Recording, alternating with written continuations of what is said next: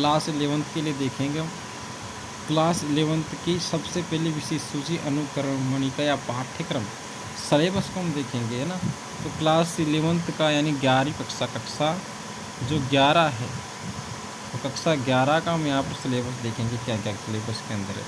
तो विषय सूची में हम देखेंगे, विषय सूची में सबसे पहले आमुख यानी कि आमुख दे रखा है, और पाठ्य पुस्तकों में पाठ्य सामग्री का पुनर्संयोजन, जो चीज़ें जोड़िए गठाया है वो सब कुछ, और लेखकों गणों के बारे में और पढ़ने वालों के बारे में, इन दोनों चीज़ों के बारे में सब कुछ इनमें दे रखा है। इसके बाद हम आगे पढ़ेंगे। अब यहाँ से हमारा मेन सिलेबस चालू होता है। सबसे पहला पाठ का नाम है समुच्चय। अध्याय 1 है समुच्चय। इसमें क्या क्या है टॉपिक है। पहला भूमिका है, फिर समुच्चय और उसका निरूपण है। और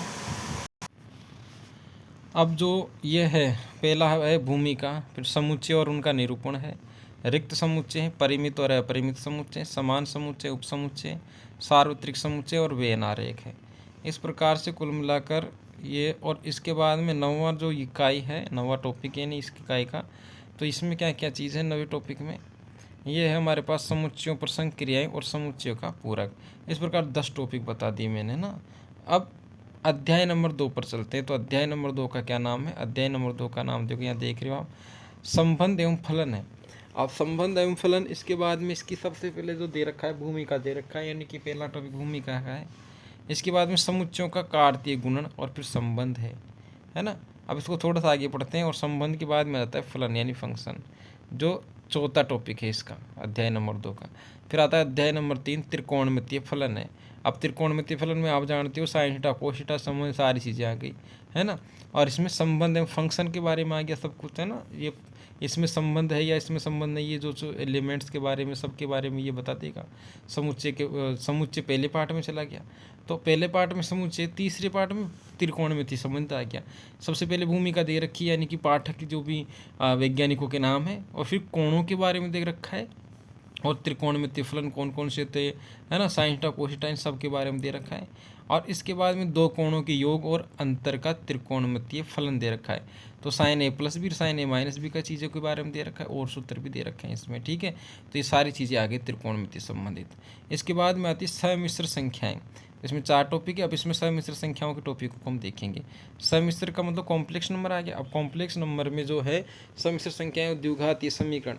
तो सबसे पहले भूमिका दे रखी है टॉपिक नंबर 1 में, दूसरे में समिश्र संख्याएं, है ना। अब आगे चलते हैं, समिश्र संख्याएं, और फिर तीसरे टॉपिक में क्या दे रखा है, समिश्र संख्याओं का बीजगणित दे रखा है, यानी कि जो इनका समिश्र संख्याओं का जो एल्जेब्रिक चीज़ें दे रखी है, समिश्र संख्या का मापांक और संयुग्मी, और आर्गड, तल और ध्रुवीय निरूपण इनका दे रखा है, ठीक है। अब इसके बाद में हम आगे देखते हैं, तो रेखिक असमीकाएँ दे रखी। अब रेखिक असमीकाएँ क्या क्या चीज़ होती है, इसमें प्रश्नावली 5 में रेखिक असमीकाएँ जो दे रखी है, इसमें सबसे पहले भूमिका, और फिर असमीका, फिर एक चर वाले रेखिक असमीकाओं का बीजगणितीय हल और उनका आरेखीय निरूपण दे रखा है, ठीक है। और इसके बाद हम देखेंगे अध्याय नंबर 6 में।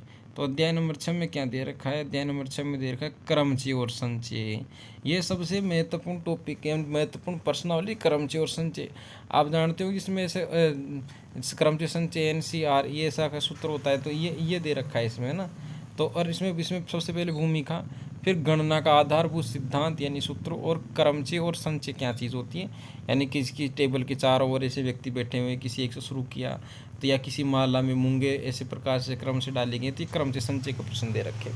इसके बाद में आता है द्विपद प्रमेय। अब द्विपद प्रमेय क्या है, जैसे कि द्विघाती समीकरण होता है, जैसे दो घात लगी रहती है ऐसे ही, और जो घातें लगी रहती है वो द्विघात प्रमेय में आ जाती है। फिर भूमिका इसमें दे रखी है, तो और फिर इसका धन पूर्णांकों के लिए द्विपद प्रमेय दे रखी है ना। अब इसके बाद में आता है अनुक्रम तथा श्रेणी। अब श्रेणी समांतर श्रेणी पढ़ी होगी दोस्ती में, इसी प्रकार से इसमें समांतर श्रेणी तो नहीं है, लेकिन अनुक्रम तथा श्रेणी है। तो इसमें पहला चैप्टर भूमिका है, फिर अनुक्रम है, श्रेणी है, गुणोत्तर श्रेणी और समांतर श्रेणी तथा गुणोत्तर माध्य के बीच संबंध। तो समांतर माध्य, गुणोत्तर माध्य इसमें आ गया, और गुणोत्तर श्रेणी भी आ गई, है ना, और श्रेणी भी आ गई। तो इसमें सारे 5 टॉपिक आ गए, इसमें श्रेणी का भी आ गया एक, है ना। अब इसके बाद में हम यहाँ देखेंगे 9वां अध्याय जो 9 है।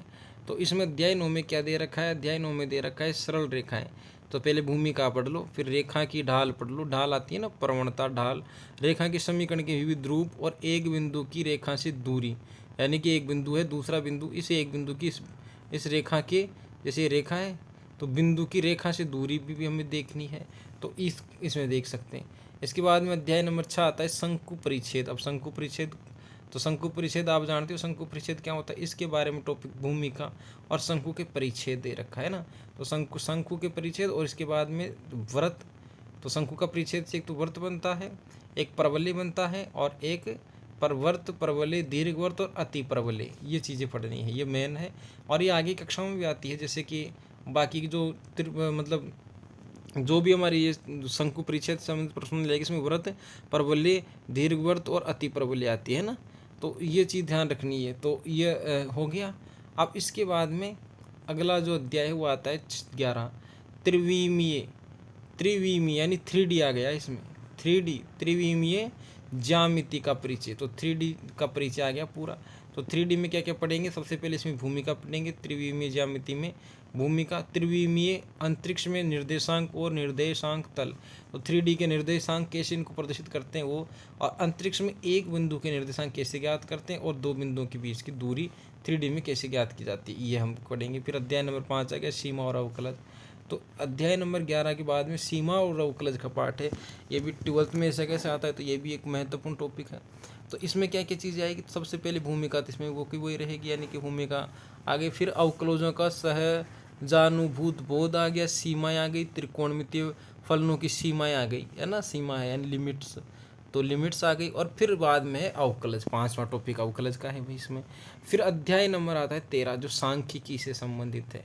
अब सांख्यिकी आप शुरू से पढ़ते आ रहे हो, तो सांख्यिकी पहले तो भूमिका है। अब सांख्यिकी में इसमें नई नई क्या चीज़ें हैं, तो सांख्यिकी में पहले भूमिका पर प्रकीर्णन की माप, परिसर, परिसर आपने देखा होगा।